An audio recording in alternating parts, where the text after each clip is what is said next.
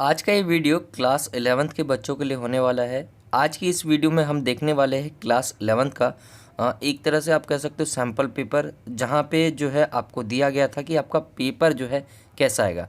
आज की इस वीडियो में हम हिस्ट्री के सैम्पल पेपर पे बात करेंगे।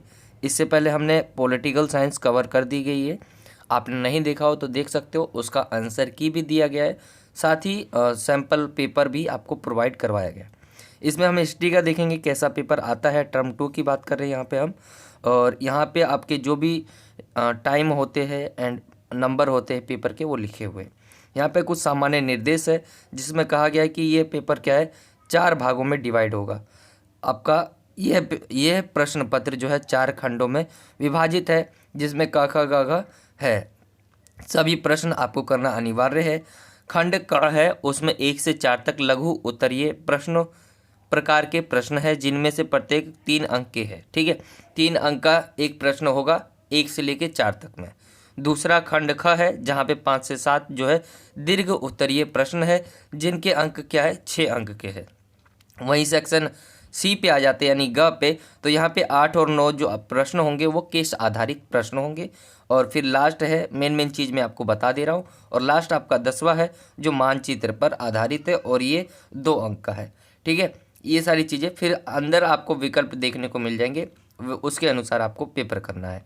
तो यहाँ पे पेपर पे आते हम, सबसे पहला क्वेश्चन है आपका लघु उत्तरीय प्रश्नों में, और ये आपका सेक्शन ए है। सेक्शन ए में सबसे पहला जो क्वेश्चन पूछा गया है कि पुनर्जागरण का मुख्य कारण क्या थे, मतलब पुनर्जागरण के मुख्य कारण क्या थे, तो यहाँ पे आपको इसका आंसर बताना है। साथ ही दूसरा क्वेश्चन है औद्योगिक क्रांति के आर्थिक जो प्रभाव है उसकी चर्चा करनी है आपको। फिर इसी में आपको अथवा मिल जाता है, जहाँ पे पूछा गया है कि इंग्लैंड की राजनीतिक स्थिरता ने औद्योगिक क्रांति के आगमन में किस प्रकार जो है योगदान दिया।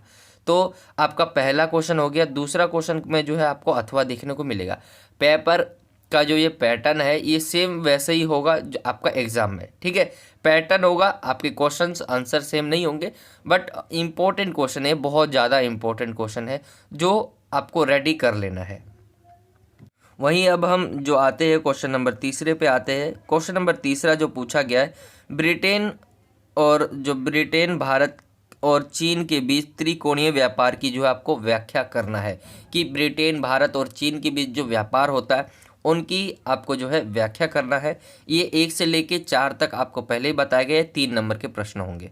चौथा क्वेश्चन जो है सन यात सेन के 3 सिद्धांतों के बारे में आप क्या जानते हैं, ये आपको बताना है। ये आपका सेक्शन ए यहाँ खत्म हो जाता है। फिर आता है सेक्शन बी। इसका जो आंसर्स है मैं आपको जल्दी जो है आंसर की भी प्रोवाइड करवाऊंगा, जहाँ पे आंसर्स पे हम डिस्कस करेंगे। क्वेश्चन देख लेते, एक तरह से पैटर्न देख लेते, फिर आंसर की भी डिस्कस करेंगे। क्वेश्चन नंबर 5 में आपको जो है अथवा देखने को मिल जाता है, जहाँ पे ये आपका अथवा है, जहाँ पे आपका जो है अगला क्वेश्चन जो पूछा गया है कि 17वीं सदी के यूरोपीय लोगों के लिए दुनिया अलग कैसे दिखाई दी।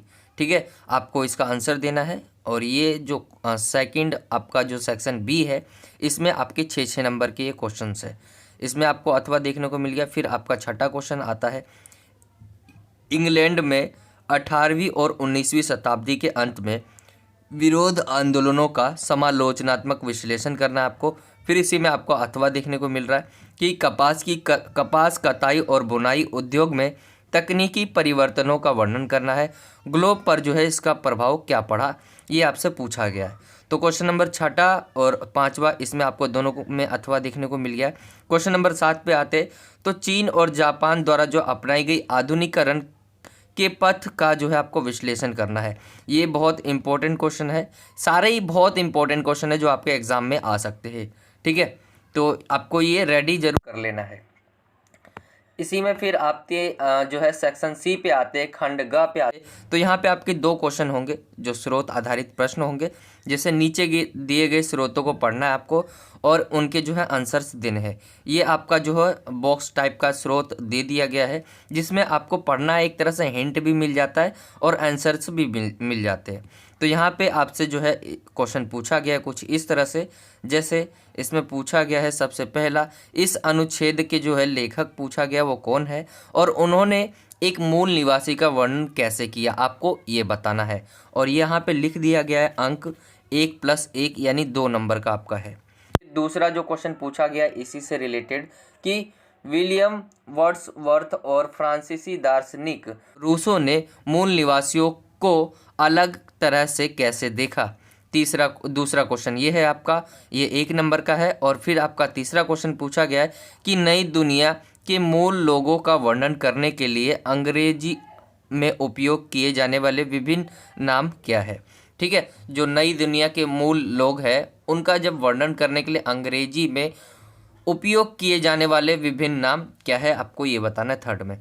देखेंगे आप टोटल ये 2 2 4, ठीक है, 4 अंक का आपका ये हो गया। आगे देखते हैं दूसरा स्रोत है आपका क्वेश्चन नंबर 8वां। इसमें भी बोला गया है कि नीचे दिए गए स्रोत को आपको पढ़ना है और नीचे दिए गए प्रश्नों के उत्तर देना है। तो यहाँ पे आपकी जो स्रोत है वो दे दिया गया है कि संयुक्त राज्य अमेरिका के तीसरे राष्ट्रपति और वर्ड्सवर्थ के समकालीन थॉमस जेफरसन ने मूल निवासियों के बारे में ऐसे शब्द कहे हैं जिन पर आज के समय कड़ा विरोध जाहिर किया जाता है, मतलब किया जाता। यह अभागी नस्ल जिसको सभ्य बनाने के लिए हमने इतनी जहमत उठाई अपने उन्मूलन का औचित्य सिद्ध करती है। तो थॉमस जेफरसन कौन थे ये आपको बताना है क्वेश्चन में। थॉमस जेफरसन को क्यों जाना जाता था और मूल अमेरिकियों के बारे में उनके क्या विचार थे। यानी जेफरसन के बारे में पूरा डिटेल वाइज आपको अगर पढ़ लेंगे तो ये आपके लिए तीनों क्वेश्चन आप कर लेंगे। तो क्वेश्चन नंबर 8वां जो कि स्रोत आधारित प्रश्न था, आई होप कि आपको समझ आ गया होगा। ये आपका था 8वां क्वेश्चन। फिर इसके बाद जो आता है आपका घ पे आ जाते हैं, जो सेक्शन डी है आपका, ठीक है, सेक्शन डी पे आ जाते हैं। और यहाँ पे जो आप सभी को पहले ही बताया गया कि मानचित्र से रिलेटेड जो है यहाँ पे आपको क्वेश्चन मिलेगा। और ये 10वां क्वेश्चन लास्ट क्वेश्चन है इसका।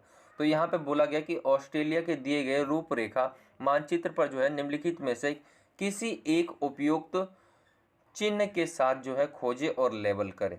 जैसे क्वेश्चन पूछा गया है कि ऑस्ट्रेलिया की राजधानी और ऑस्ट्रेलिया का सबसे उत्तरी शहर, और ये पूछा गया पर्थ और सिडनी। ठीक है, तो आपको क्या करना है, इसमें बोला गया है किसी एक उपयुक्त चिन्ह के साथ खोजना है आपको। और यहाँ पे जो है आपका सेक्शन डी हो जाता है, ये आपका मानचित्र यहाँ पर है। ठीक है, तो यहाँ पे आपसे जो है नोट निम्नलिखित केवल जो है ये उसके लिए जो दृष्टिबाधित है। ठीक है, तो मैप आपको मिल जाएगा। मैप तो एक ही होगा दोनों का, जो दृष्टिबाधित है और दृष्टिबाधित नहीं है। बाकी आपके क्वेश्चन जो है वो अलग है। तो ये था आपका हिस्ट्री का जो है सैम्पल पेपर का जो पैटर्न होगा कुछ इस तरह से होगा। और पेपर जो देखा जाए तो आपको जो है तैयार करना है वो मैं आपको बता दूंगा कैसे आपको तैयार करना है। जो क्वेश्चंस आ रहे हैं जैसे 6 नंबर के क्वेश्चंस है, तो कौन से ऐसे क्वेश्चन है जो 6 नंबर के आ सकते हैं, कौन से ऐसे क्वेश्चन है जो 3 नंबर के आ सकते हैं। 1 नंबर के क्वेश्चन है ही नहीं, तो हमें 1 नंबर के क्वेश्चन पढ़ने ही नहीं है, ये आपको याद रखना है। बाकी ये आपका पेपर था। आई होप कि आपको समझ आ गया होगा आपका पेपर का पैटर्न कैसे होने वाला है हिस्ट्री का। और इसका आंसर की मैं आपको जल्दी जो है प्रोवाइड करवा दूंगा, जहां हम आंसर्स के ऊपर जो है डिस्कस करेंगे कि आपके क्या क्या आंसर हो सकते हैं इनके। तो यही था आज का वीडियो। आई होप कि आपको वीडियो अच्छा लगा होगा। वीडियो अच्छा लगा हो तो वीडियो को लाइक करें, ज़्यादा से ज़्यादा अपने दोस्तों में शेयर करें। और अगर आप हमारे चैनल पर नए हो तो चैनल को सब्सक्राइब कर सकते हो। यही था आज का वीडियो। और जल्दी जो है हिस्ट्री का पॉलिटिकल साइंस का तो हमने कवर करवा दिया, सैम्पल पेपर नहीं देखा आपने तो आपको देखना चाहिए, चैनल पे जाके आपको मिल जाएगा। और हिस्ट्री का भी आपको आंसर की प्रोवाइड करवा दिया जाएगा जल्दी। जो है हिस्ट्री के इम्पोर्टेंट क्वेश्चंस की सीरीज भी हम जल्दी लाएंगे। तो मिलता हूँ आपसे अगली और एक्साइटिंग वीडियो में। जब तक के लिए जय हिंद, जय भारत, वंदे मातरम।